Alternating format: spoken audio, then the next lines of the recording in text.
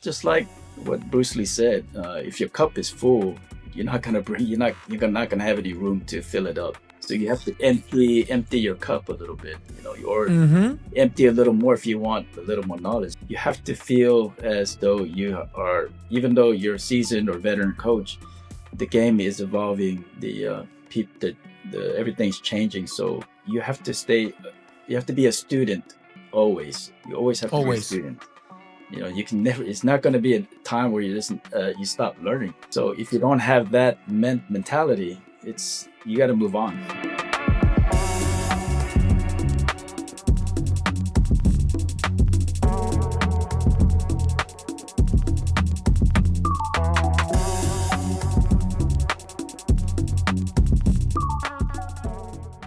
Welcome, everyone, to another episode of A Black Belt Way of Life. On tonight's episode, I am joined by a true legend of Taekwondo here in the United States. I'm going to read something really quick before I formally introduce Master Coach Chang Lee. Master D.S. Lee has one of the most astonishing Taekwondo IQs in the game. But what makes him special in that is his humbleness to freely share his vast knowledge with others in hopes to see others succeed and for the growth and the betterment of our sport. He's a true gem. Those are the words of our team captain on the USA Masters team, Master Trinity Tong Osborne. So I felt it was a proper way to kick off this episode, sir. How do you feel tonight? Oh, I feel great. I'm looking forward to speaking with you. I really appreciate what you're doing and, having this podcast and just sharing and just talking about Taekwondo and, our way of life. Yeah, no, it's definitely, our way of life, obviously our black belt way of life. It's ingrained in us, and we're always pursuing to spread positivity, constantly paying it forward, because we're at the end of the day, we're fortunate in what we do, and our platforms, it's very, very important, and I speak about this to the audience. I speak about this, to my students. Our platform comes with a responsibility, Yes. and it's important to share the love for the sport, and also, and we're going to go into it tonight, to adapt. We love the sport so much, we're just going to keep adapting with it. We Yes. can't stay behind.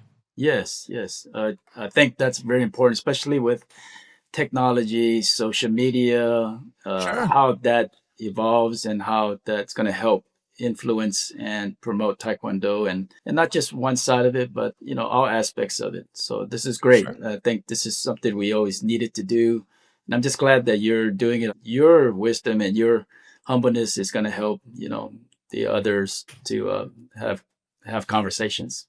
Sure. Constructive conversations that are going to lead to good, because that's really what we want. So with that being said, let's kick it off with our sponsor, Mr. Joseph Ferrone of Whitecourt Realty.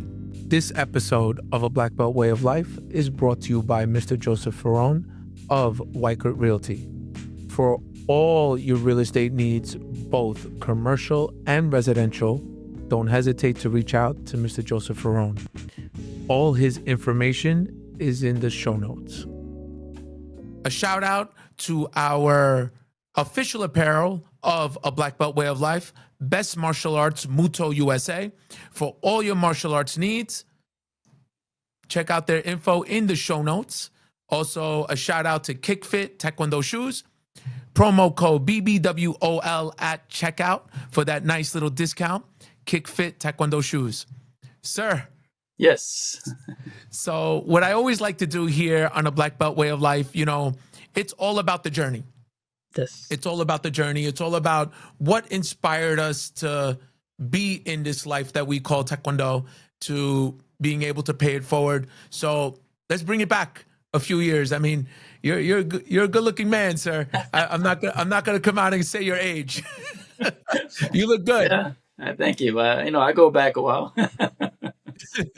So talk to us about your journey, where it started. What was your inspiration? Wow. Okay. I think I have to go back to my father, of course, Hmm.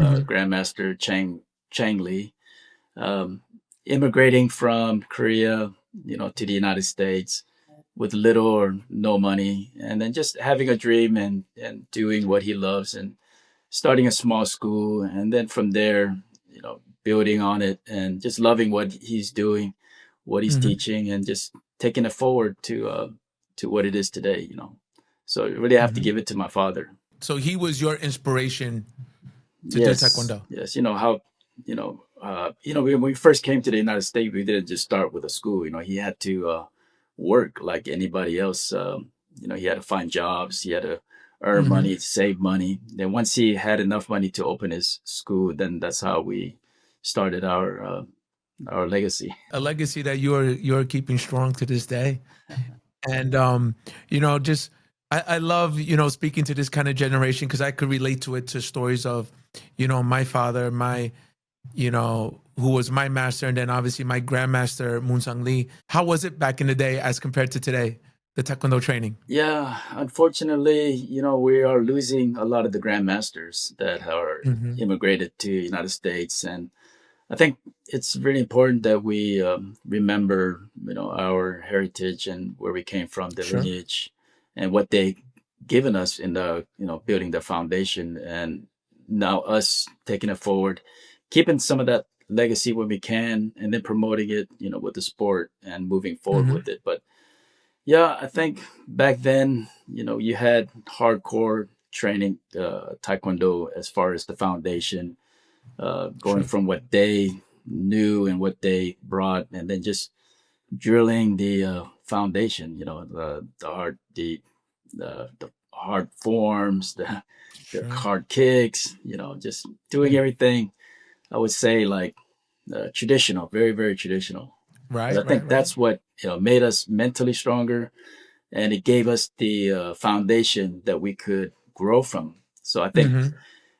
just going from learning, I mean, remembering from back what we used to train and seeing what evolving with Taekwondo, uh, I can never say enough about what I learned from there and how it really, really helped me, you know. Hmm. No, no, I agree with Yeah. you, sir. And a lot of times, I get into those conversations about Yeah. evolving with the times and adapting.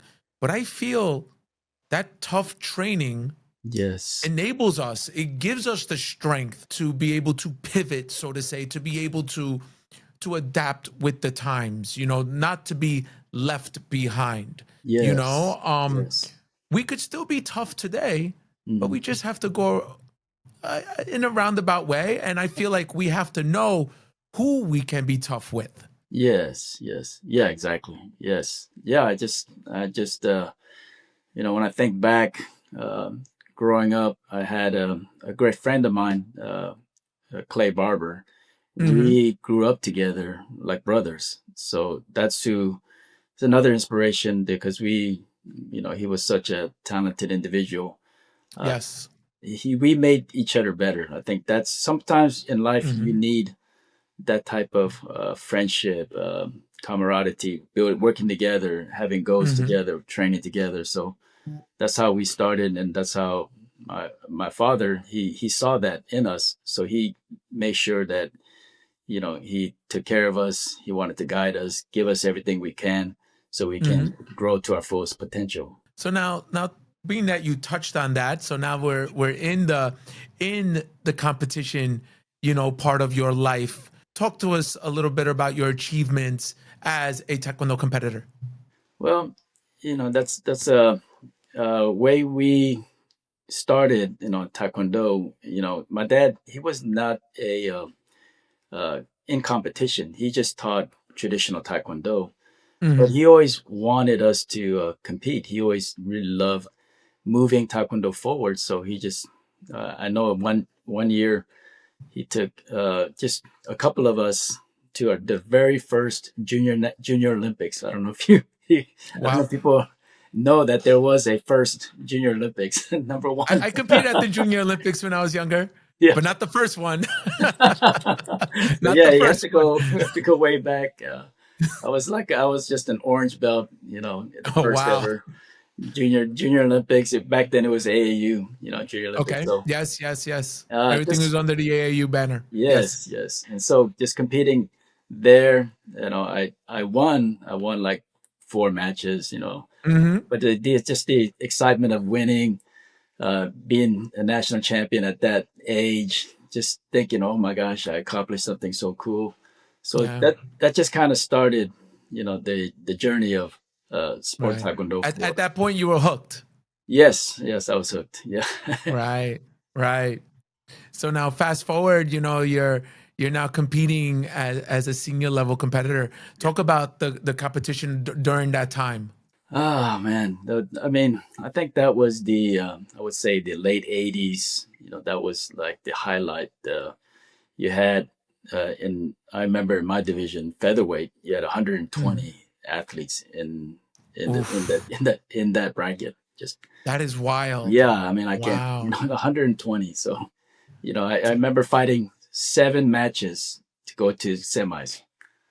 Oh, just for semis. Yes, and I went all the way to the semis. So it was a brutal day, but that I think I don't know if I was remember right, but I think it was 3 rounds, 3 minutes. I think back Wow. then. So Wow. so it was hardcore back then.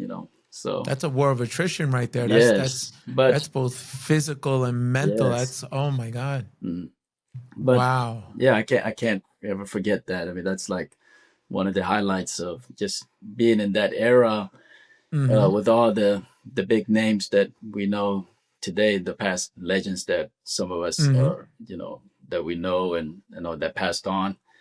But I think those are the legacies that I'm so honored that I was part of, and it really Mm-hmm. makes me proud that I was able to compete at that stage of Taekwondo, and then from there as it evolves, to the new generation. But I'm always Mm-hmm. going to be proud of that era. Yeah. And that's what makes, people like yourself, sir, a legend of the sport, Yeah. and we we carry those legacies, and those legacies make us better, Yes.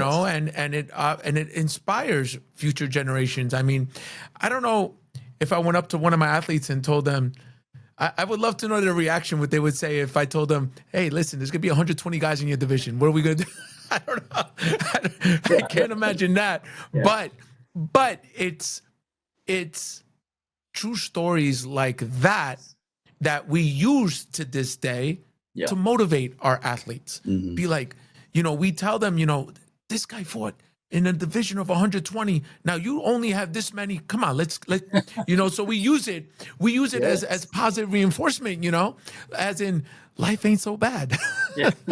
Well, just Could just be talking worse. about it now, and now it just brings back the memories of, yeah, Right. that was a unique time. That was a time Right.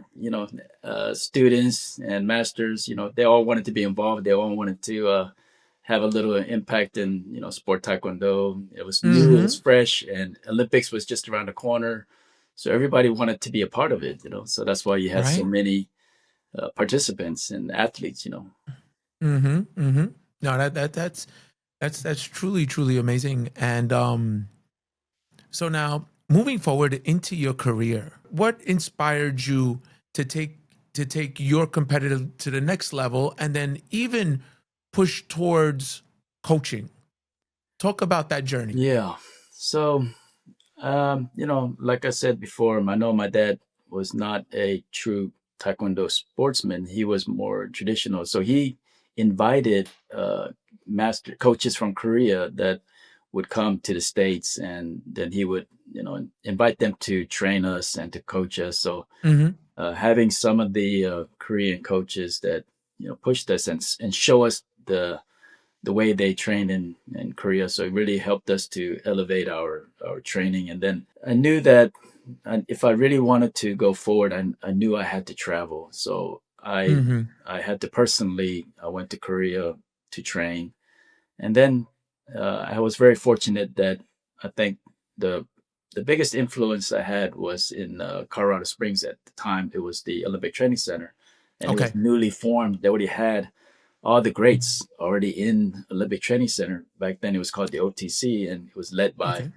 Coach Daesung Lee. I mean, he was Okay. the pioneer of Olympic style Taekwondo at the time, and he Mm-hmm. was the head coach, and he was still training at the time for the '88 Olympics. And you had Jimmy Kim, you had all these awesome athletes. So I was very fortunate I was able to train there, and that's how being involved, being around those athletes and the greatness that it was, and having the opportunity to be a part of that team, and then traveling and going to nationals in I think it was '88 in Miami, and then seeing the greatness and seeing I was at the '88 Olympic trials where Daesung Lee was supposed to be, he's the like 10-time national champion and Mm-hmm. national team member. But then you had this young kid, Juan Marino. Nobody thought, Yes. he was only 13 at the time, 13, 14.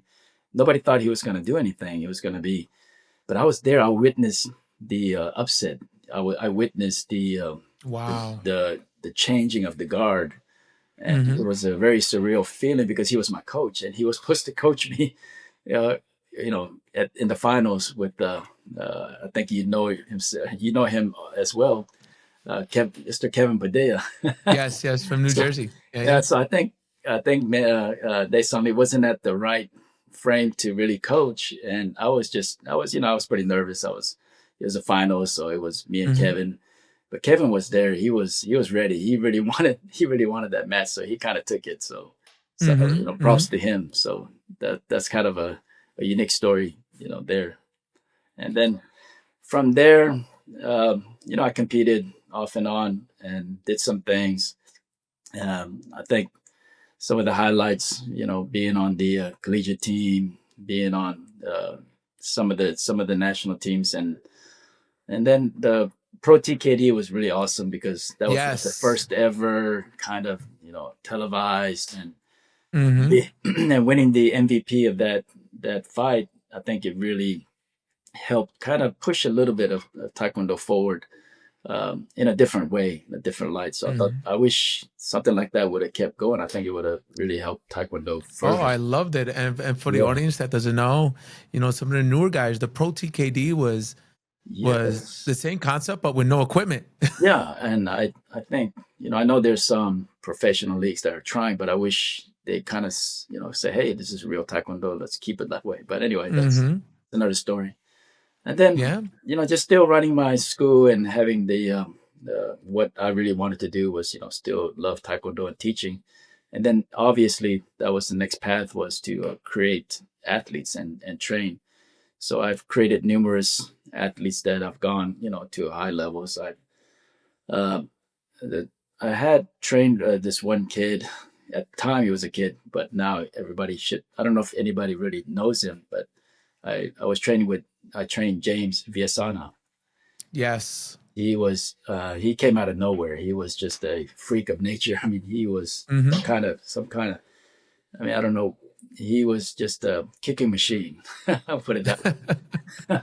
But I have some stories about him. But yeah, so he did his thing, and 92 Olympian. Yes. yes, yes, and that was a great moment. One of the highlights, Mm. make him making the Olympic team back then, and then just Wow. continue going forward and just continue to train athletes and put them as far as that they want to go. Now, did you feel more fulfillment as an athlete or as a coach? Wow, that's a great question. Um, I have to say, I think it's both. As an Really? athlete, when you train so hard and you reach a certain goal, that euphoria, that excitement, and that feeling that you accomplish the goal that you set out to do is Mm-hmm. no one can take that away. And I feel like that's something for me inside internally, that's it was very special. And then if and having the special moment where you train an athlete from the ground up, from the beginner, working diligently through training, and then seeing that person be on the national team, that's beyond words too. So I think Sure. each one has its own unique uh, feeling of greatness there. Hmm. So I No, say no, say it's that's equal. okay. All right. But now your career, Yeah. you've spent more time as a coach than an athlete.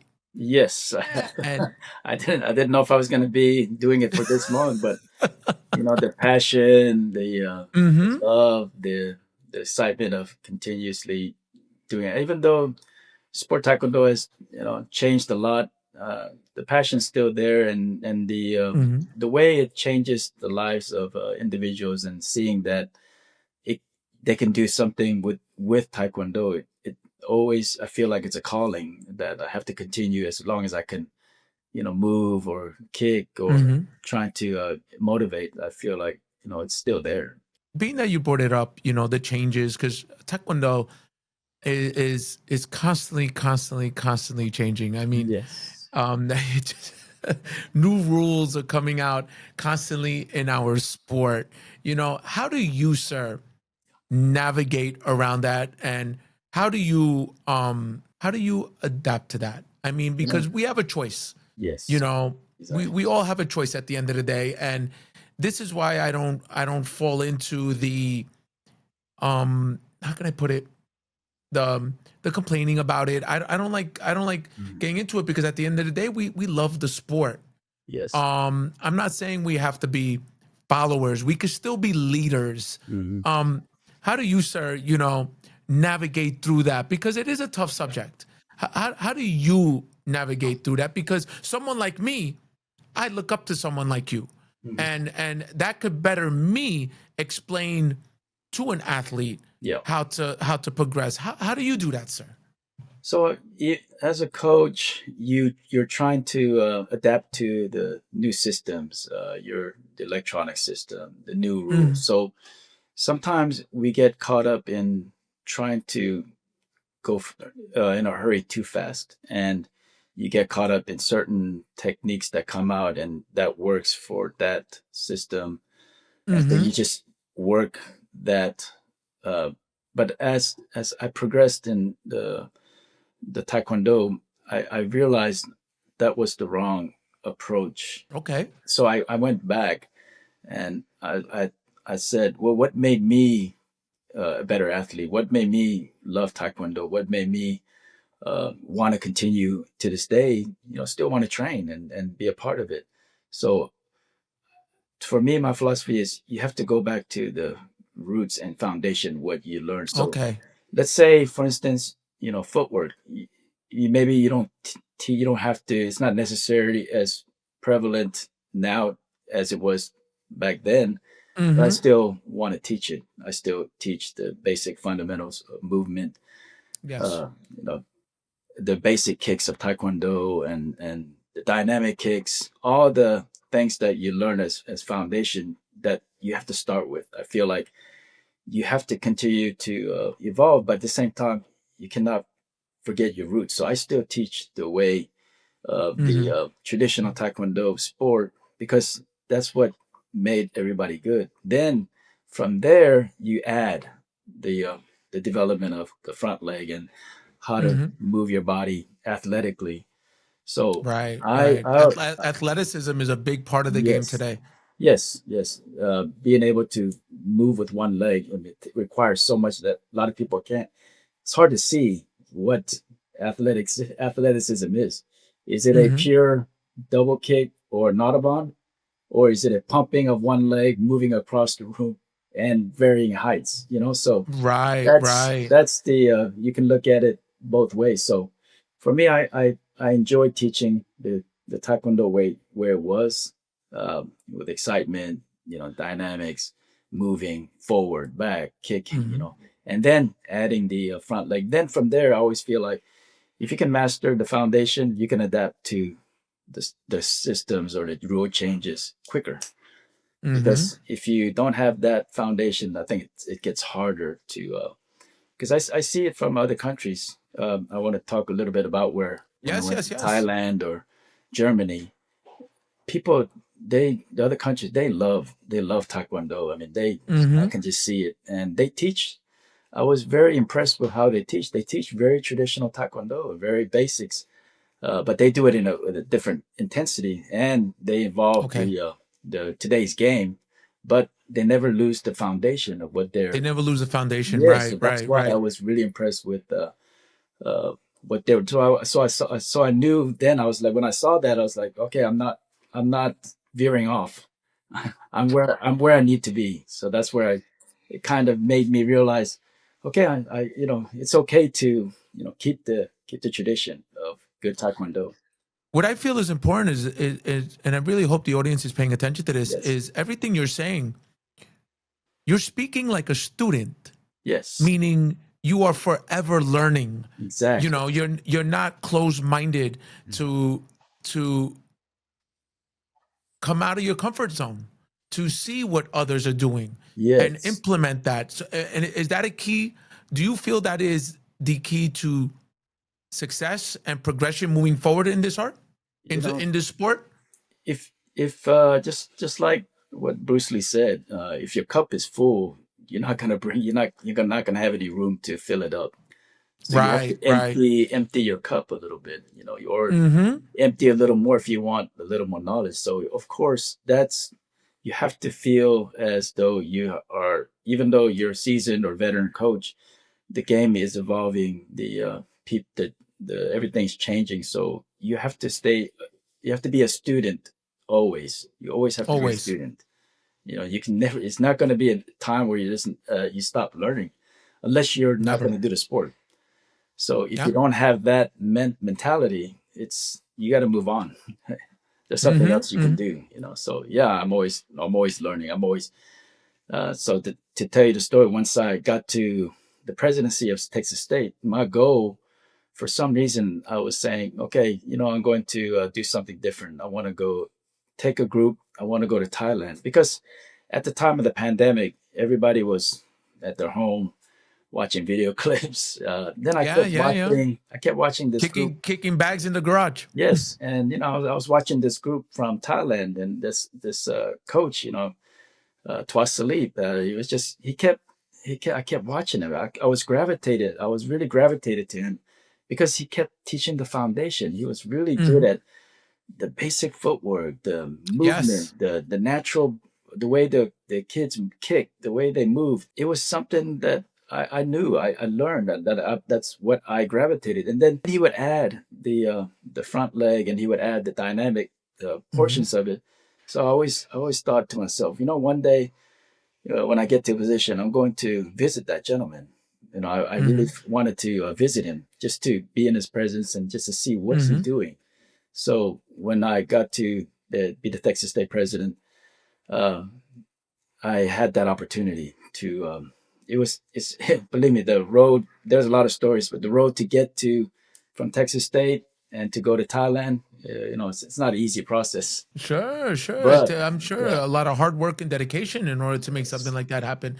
And you're making that happen yes, at the end of the day for the betterment of the athletes. yes. So my goal is to empower the athletes to say, don't wait for, or even the coaches, don't wait for something to be given to you. If you can make something happen where you can travel or you can experience, then you need to take advantage because this is a big world, and there's a lot of people that are doing some great things that you can learn from. So taking a group and then going and being able to go to Thailand, train there, and to have a competition there was the experience unlike any other because I I I know Taekwondo is great worldwide, but they are moving in a direction that's so fast, and they have a system where Mm-hmm. they're just doing their tournaments very professionally. Everyone's doing the trainings that they need to do to be competitive. But I feel like here in America, we're still bogged down in not wanting to expose or not wanting to be uncomfortable and share or not wanting to work together. But Mm-hmm. that's a detriment because uh, I want to. I want to give the athletes a sense of what you don't always have to be on the national team. You can experience Taekwondo in a different way through Mm-hmm. culture, through diversity, and seeing what other countries do, and experiencing that side of the world of Taekwondo. And then just like what the masters with what Trinity did, I have another story with her. Is she inspired me to come back and after the pandemic, She it inspired was a a lot of us. yes, so it was a quite very uh, weird time in that time, and so I didn't even know if I had to restart my business or restart training again with athletes. Mm-hmm. So when she formed this, it gave me a new sense of, okay, yes, I still can do it. I still want to. I still have that. So she really helped me to get back on my feet, basically, and Mm-hmm. to be inspired again. So I really owe a lot to her. We could talk about that forever. A quick snippet. You were the original coach Yeah. on our inaugural USA Masters team trip to Italy. Yes. And the first fight that day was me, and you were in my hot chair. Yeah. And it was a part of me was like, oh my god, I gotta do good, man. I gotta do good. I have a living legend in my coach's chair. I gotta do good. So I put that pressure on myself, and thank God everything worked out Yeah. that first fight. Yeah. But that was an amazing experience for all of us, and we owe a great deal of gratitude for you, sir, for that trip. That was Yeah. amazing, and it really kicked off a movement. You know, Yes. Yes.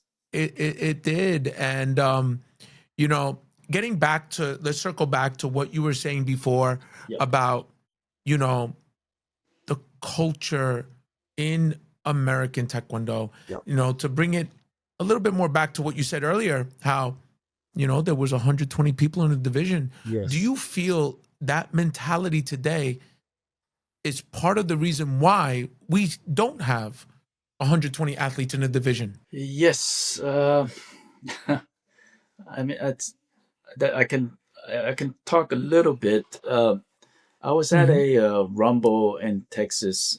We had like Yes, 200 athletes there, and there's so that many was great. amazing. There was so many great matches and coaches, and so I was there, and then I was looking Mhm. around, and then I was like, I'm the only Korean coach here, Wow. to put it a little bit bluntly, and Wow. so I was in awe of that. I was like, okay, so why am I still the only Korean here in this environment?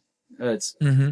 so what I'm saying is, I think the Korean the masters and coaches, they know how difficult teaching sport taekwondo is. This is not a financially profitable. It is not. It's more work than you're going to receive, unless you Sure. really have that heart of doing good and receiving something from the others, that you did Hmm. something good for them. They don't. Hmm. It's a very selfless sport that we do, and not a lot of people will say thank you. So Right. it's a very thankless things that we do, and so you have to be aware of that. And so I think having some of the Korean masters go to different aspects of martial arts, keeping the tradition and teaching the way they want to, but more of a way to where it's profitable for their Mm-hmm. time that they put into it. So, which Hmm. is in turn smart, but at the same time, what are we losing in return? I think we're Right. losing a lot of the availability to promote Taekwondo the way it can be. I think that's why you see the low numbers of competitors that you don't see the other countries. Right. That's just one philosophy that I just been kind of playing with, but I'm sure there's other reasons to it. So Hmm.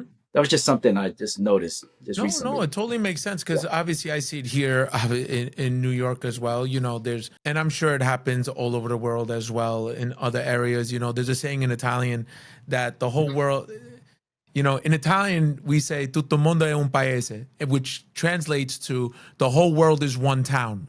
What happens here happens there, Yes. you know. But at the end of the day, I feel, and this is my personal opinion, the more positivity we spread, Yes. That. So eventually it will click and we will all be able to work together. I know to some it might sound like a pipe dream, but I firmly believe in, the more positivity we put out there, like you said, they feel like they don't get anything returned, but we will get it in return. And people yes. won't think twice, to invest their dollars into this sport that we love. Yep. So But we that all have that to be on the same page. yes. So that's why I was saying I wanted to create an experience of international and creating a Mm-hmm. pipeline to where the Texas athletes can go ahead and start that development right away instead of waiting to be on a national team. We're already Mm-hmm. starting it, at a younger age. I took some Sure. youths, I took cadets, I took juniors. So I'm doing it in a way where I'm saying, hey, let's make it happen. Let's show these athletes what taekwondo is in the other countries and what how Mm-hmm. beautiful taekwondo can be.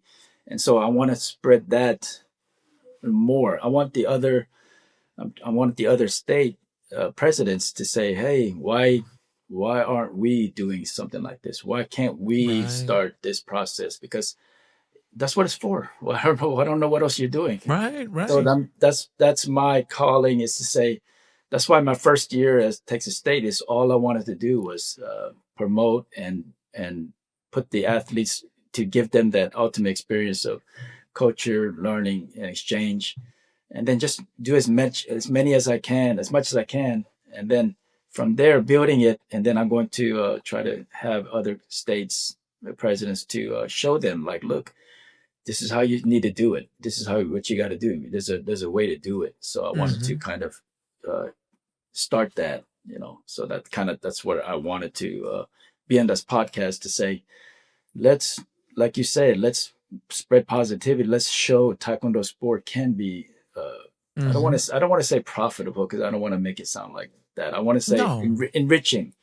It's an enriching Correct. sport that you can get a lot out of, mentally, spiritually, and so I think Mm-hmm. you can, definitely benefit And tremendously. in that aspect, and that's priceless. Yes, exactly. That you can't put a dollar value on knowledge. You can't put a dollar value on exactly what you just said. You can't, you know. But and this is something my father always taught me Yeah. when I opened up the dojang. Hmm. My father always taught me, you put your love and passion first Okay. before the dollar, Yes. Yes. and the dollar will follow. That's Because real. again, to talk in a business sense, that customer that walks through our door, Hmm. they will see the value in what you're offering, Yes. and they will treat it. And this is why I always tell people, my father was the smartest man I ever knew with a third grade education. And and he said it, if you do that, people will treat your business like a necessity, Yes. like something that the child needs. Now, it doesn't now bring it to the sport of taekwondo, which is not cheap. No, of It's not cheap. course. I had someone on this podcast, a while back, and you know him well, Mark Williams. He Yes. talks about how he would compete every weekend. Yes. He said But no. why? Because tournaments were $20, Hmm. $30. Now that's no longer the case. No. So for a normal middle class family, they have to pick and choose where they could go. Yes. They can't go to a tournament every weekend. They can't go to an open every month. It doesn't work like that. But if they see the value in what they are getting, it lessens the burden of that. Yes. It's almost like they say to themselves, you know what? Instead of spending my money on nonsense, I'm going to spend my money on something that is going to help me progress in my future. Yeah. Exactly. That's my sentiment on it.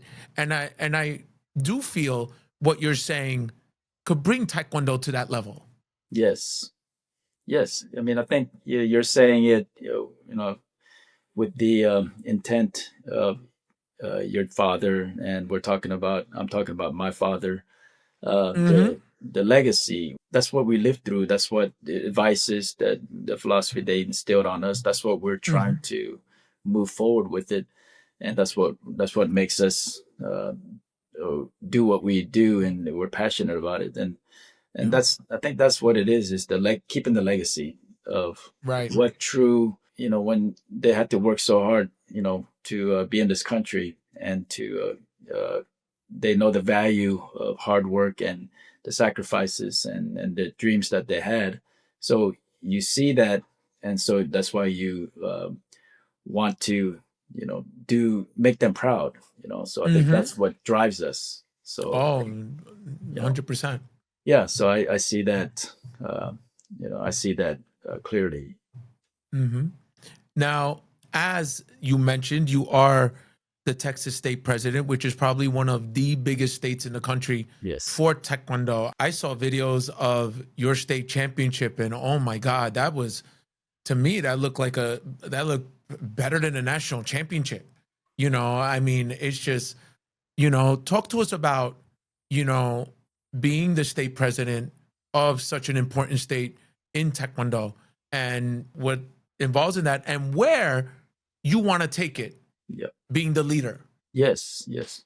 Yes. So my father, in the beginning, when the USA was forming and they had states and they had the first ever Mm-hmm. state president, he wanted to run and be state president, but he lost by a few votes. It really, really, really crushed him. Really, Mm. he was very. He's still to this day. I think he's still bitter about it. But, so to see that he had dreams of wanting to be president, helping the athletes, and just seeing his struggle that he wasn't able to accomplish that. Uh, so my dream was one day, I would like to be president and fulfill the legacy. So it took me a while to be president. I thought I was going to be president a long time ago, but I think God's time is He has Mm-hmm. His time. So luckily it wasn't during the pandemic. So Mm-hmm. I think if I was a president between in the pandemic, I think I would have been the worst president ever. So I was like, thank you, Lord, for. Right, right, right. So when I did get the presidency, I was just, you kind of like left with like, okay, now run a state. So I'm like, okay, so I have to find a venue. I have to get staff. I have to do. So it Sure. was quite a hurdle, but I was very fortunate that I found a awesome brand new facility. I mean, they just opened it like 6 months, and it's state of the art. And then we had the state of the art programming for, we had match numbers and this big Right, screen right. that they can see the matches. So That most athletes only see on an international level. yes. So, having that, and the visual of what the venue, and then the visual of the fight matches right there on the screen, it looked like a very professional national event. So I was very fortunate that it came together that way. So now I Mhm. see I have to go forward with it. So I really want to make Texas State bigger and more professional. And now I know Mhm. from the first year what I should do, what I shouldn't do, and I learned a lot. And then, like I said, having that experience, and then knowing I wanted to uh, travel and bring a team together, and then help athletes. I knew that I wanted to help the athletes grow, and give them the experience of international competition. So that's all I've been doing, was just uh, that's my goal, and that's what I've been doing. So, Mhm. and So, oh, sorry. Luckily, no, no, no, no, no. Go ahead, sir. yeah, Go ahead, sir. I couldn't do this, just because I want to do it. I have a family. So Sure. if my wife didn't support me, or if she didn't say, hey, you should do this, or this is good Mm-hmm. for you. If I think if it wasn't for her, of course, it's not going to help. So having the Right. support that she gave me really helped me to do the things that I wanted to do. Mm-hmm. So See, yeah. you basically took away my next point. You know, you took it away, sir. And Yeah. kudos to the wife. Yeah. And because at the end of the day, it takes a village. I talk about that all the time. Yes. Yes. It takes the right group of people Mhm. to see the vision, Yeah. to push that vision forward, Yes. whether at the meeting in the dojang or most importantly in the household, Yes. to give you that motivation to move forward. So, you know, um, talk to us about that village a little bit, and Yeah. who's helping you run everything. So yeah, of course, being a state president, it's gonna require a lot of people that will align with your vision. And fortunately, I had a great group that are wanting to share the vision that I had. I have, my vice president, Adrian Gonzalez. Mm-hmm. She's a phenomenal communicator and mover. She really helps me facilitate what I just. I'm like, I'm going to Thailand. Well, she's gonna help me move things to go to Thailand. And then I had Mm-hmm. another great help, Miss AJ Munoz. She's the world champion Pumse, and she Mm-hmm. Mm-hmm. helped me facilitate. And then my coach that I appointed head coach, Hanso. He's a professional. He's a very hands-on, and he's very how do I say, like a great mind in coaching and that in today's Mm-hmm. game. So I'm sure there's more people that I want to name, but they really kind of, they're the Sure. backbone that really helped me push to make their state successful. And then of course, you still have a dojang to run. So Mm-hmm. I Mm-hmm. have my assistant head coach, Mr. Salas, Master Salas, we call it. So he helps run the school while I'm doing all these, things that I Right. have to do, travel. So of course, it does take a village to, run everything that you want to Mm-hmm. run. No, no, it's Yeah. so true. It's so telling. And Yeah. just out of curiosity, how many athletes competed at your state championship? We had over 700. Wow. And that was low end. We know we can get to 1,000 now. We know we Mm-hmm. can. We should be able to, Mm-hmm. because once they see what we did, because I think the first year everybody's always wondering, can he run a tournament? Is it going to be successful? So everybody always wants to see what you can do. Mm-hmm. So Mm-hmm. yeah, so I'm very confident we're going to do well this next coming, especially with everything that we've done and everything that I want to do. I'm sure more people will want to be involved. Mm-hmm. Yeah, and I really hope you know, other state presidents and Yes. others are listening in, and I hope they share your vision, because it's a vision that, Yes. as we've been putting it throughout this entire episode, is for the betterment of the athlete, is for the betterment of the sport, and we will get back. You know, Exactly. our Exactly. hard work will come back to us. Yes, I feel. I have to believe that, and that's why you doing what you're doing with this podcast and shining light in Taekwondo. It's a beginning. It's Mm-hmm. something that I know it will grow into something bigger. So it is. It is. Now, future plans for you, sir, in your coaching. Talk to us a little bit about the USA Masters team, and how we could move forward with that. The Masters is an untapped. I don't want to say market, but I feel like Mm-hmm.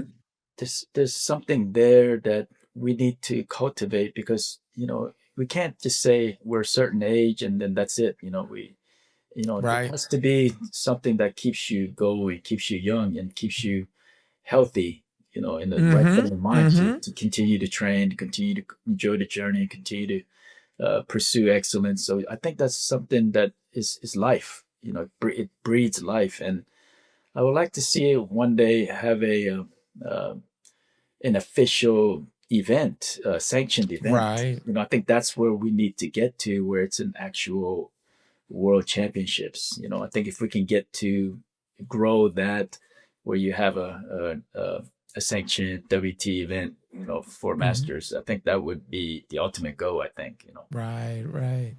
And sir, I will when you say words like that, I will make sure I keep doing my runs every day. I will make sure I will stay as healthy as possible. Yeah, Make sure my hip is still attached and yeah, we'll make that happen, because I'm so big and I love everything, Trinity has done and yes, inspired us because it it it it could only better the youth. It could only exactly. show the Yes, youth, hey, I'm still doing this, yes. and it brings me to a point that I want to bring up, and Yeah. you touched on it, Hmm.